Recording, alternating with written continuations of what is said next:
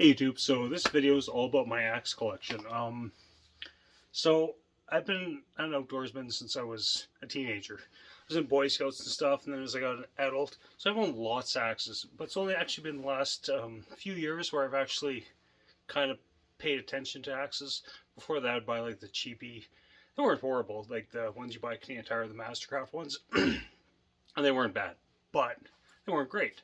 I didn't know at that time I really didn't know uh, much about axes. And when I first started rehandling axes, that's when we closed out my grandma's house. And there was a couple axes there. Handles were fucked, like beyond fucked. So they needed handles. So the first one I rehung was this guy. Doesn't look like much. It's a 3 pound. It's this would have been a Brockville axe, which is a manufacturer or an importer that was here in Canada, in Ontario, and it always has the. It has another name too, but Brockville. But it can that pick up there? It's like a diamond G right there, a diamond G, and that's a Brockville axe. There's another name for them, but this one I put on a 36-inch haft. This is a good splitter. It's got a nice fat. It's good for splitting wood. I really like this one. It's a little bit warped over time. Like, it's an old axe, but whatever. It still works. It still does the job. And then the other axe that was there, which should be here somewhere, that I rehafted, was this one. Now this is a 3.5 pound Ardex Montreal pattern. You can see the stamp right there. Maybe. Check it light, yeah. AR for Ardex. And again, that was another Canadian company that was importing them. I wrapped the handle on this one. This was on 20-inch haft. But it works pretty good, actually. This is one of the first ones I did. I got to grind that off one day because there's like I used epoxy. I didn't know any better. But still, it's a good axe and it does the job. This is more of a felling axe because it's got the profile on it. Now let's fast forward, and then I actually bought an axe. I bought this little HB axe. This is what was that? A 2 pound, like forest axe type of thing. I wrapped did a leather wrap, but it kind of sucks. But this is a nice like bushcraft axe. It's can show up on that, and like this one might go in the truck. It's actually nice and light. So I might go to the States with this when we do the Four Corners trip. So, and then I went on eat. Let's go forward here. I asked my wife for a big axe for splitting. I actually told her which one. And then she got me this. It's an Ostenkopf and Iltis. It's a 6 pound head. These are actually fairly good value axes. I gotta put some protection on here though from when I'm splitting, so I've hit it a few times. But this thing's a monster. If you want to split big wood for here in Alberta, like you got like some big 2-foot lodgepole pine stumps, this thing works like crazy. Or black spruce or white spruce. It's only got 31 shaft on it, but it's a monster. Like it's like the hammer of God. Like it's quite the great axe. I think this one camping too, because sometimes you get big gnarly wood. That's the only dead stand you can find, and you need an axe to do the job. So let's go forward a little bit, where I started buying axe heads. And the first one I did is this HB. I know it's not hung upside down. This is the way it's supposed to be hung. Yeah. The eyes was bigger on this side. And with the way the stampings are, that's the way they should be for, I don't know if I can get into it, but it's just a really weird profile, because I have another HB I'm about to show you in a bit here.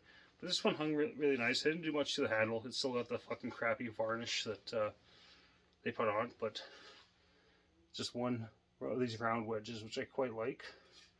No, this one's this is actually good at splitting. I find the double bits, because they got so much weight behind them and their narrow profile, they split like crazy. So I did this one.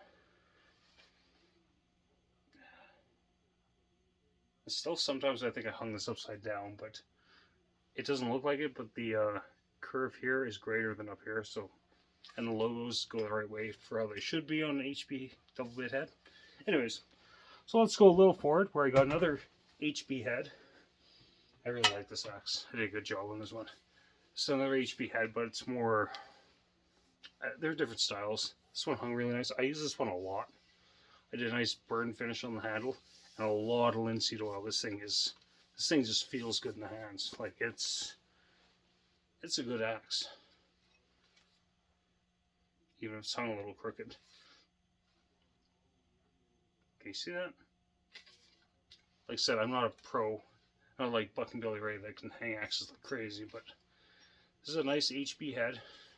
I use this one a lot at home here. It's a good little axe. So where are we now? And then, buddy from Ohio, Zach Starmer, traded him a Homelight XL, Super XL 130. He made me this, because you can't find these in Canada. This is a jersey pattern plum head. Ignore the green paint, that's how he got it. I told him just to leave it. But he put on this nice thin profile ash handle. I actually really like using this axe. It's fun to use. It's just light. The profile like that's nice, and it's just a nice axe. A nice jersey pattern. It's fucking great. Okay, and then the last one I hung, which is the one I keep in my trailer. The wife keeps her Fiskars 30-inch axe or whatever. But I keep this one. And I think this is made by Kelly. But it was originally, you can't see much of the logo there, but this was a Garnish & Sons hardware store one. Oh, yeah, you can see Kelly Manufacturer right on there. Probably can't make it out. But anyways, this is the one I keep in the trailer. Because this one, look at the profile. Those HB heads, they're a little more for felling. This is a great splitter. I worked the handle a bit, burned it a little bit, but lots of linseed oil. It just feels nice. It's a weird looking head because it's uneven. That bugs me, but it's a great splitter.